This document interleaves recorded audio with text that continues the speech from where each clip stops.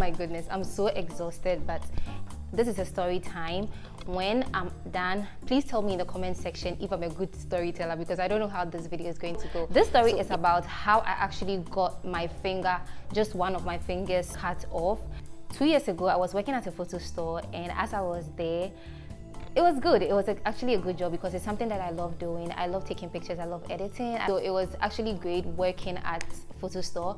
I think at the time that I was working there, I used to buy things a lot on social media.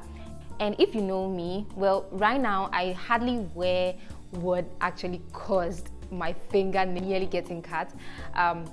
So I love accessories, right? I love to accessorize because it gives your look a whole different kind of vibe, right? So I love to put on rings, I love to put on bracelets, I love to put on necklaces.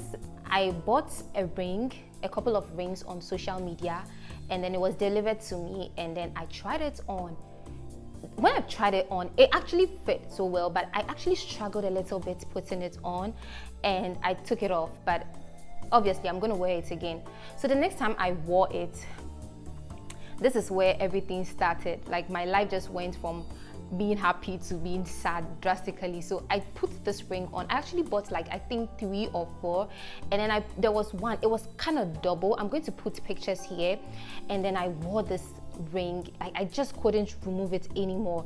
It was stuck, and I don't know, the second time I was trying it on, I kind of like pushed it. I don't know, I think it was this finger, either my left or my right, I'm not sure, but I'm just going to insert videos for you guys to see.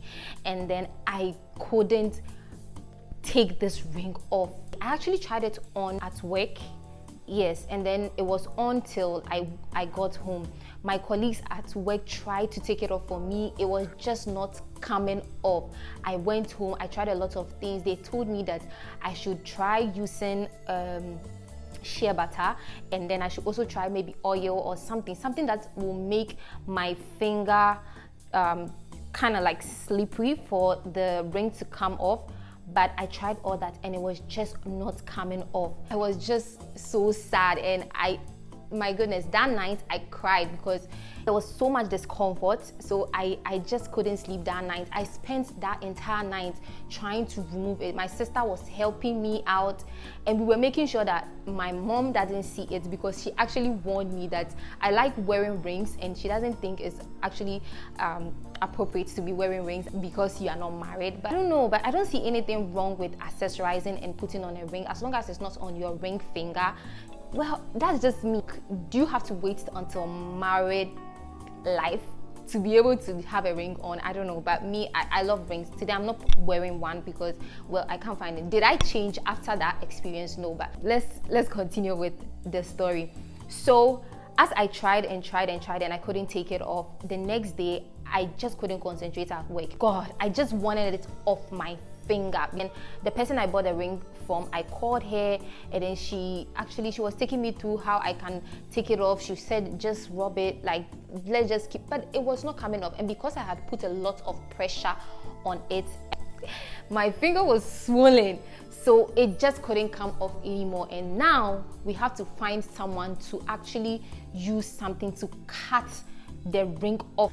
Thankfully, there was this guy I was dating then, and I called him and I told him that this is what I'm going through, what can we do about it? And he was so good enough. He was like, oh, he knows the jewelry shop, so we can go there and get it done.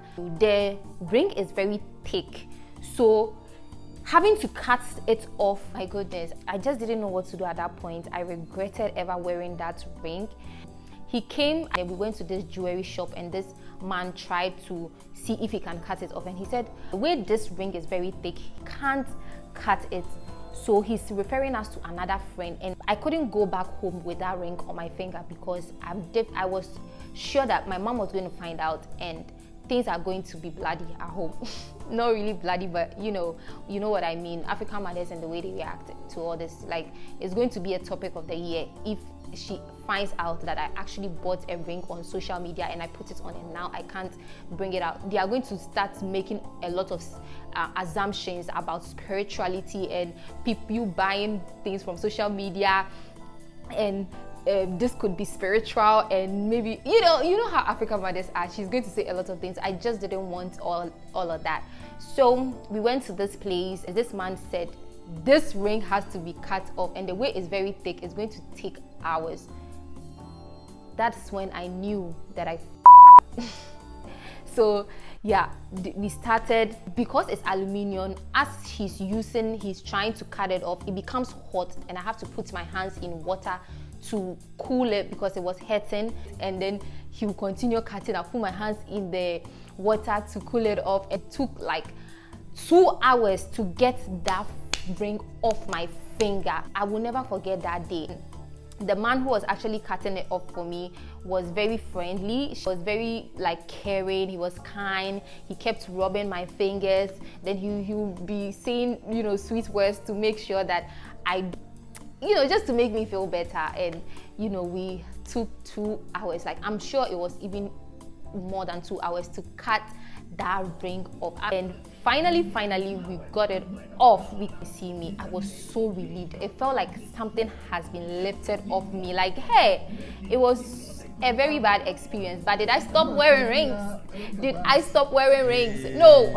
Up to date, like if my boyfriend, my ex-boyfriend, he's now my ex, we're no longer together, but he sees me posting a video or a picture, and then he sees me wearing a ring, he'll be like, hey, so you didn't learn your lesson. When we were actually cutting the ring off, the man was like, he was saying that if I did not find a way to come to his place, and then we couldn't take it off, and it continued to be on my finger would have swollen so much that they would eventually have to cut my finger. Can you imagine? And so I'm very lucky that his friend actually recommended him. It was a very bad experience.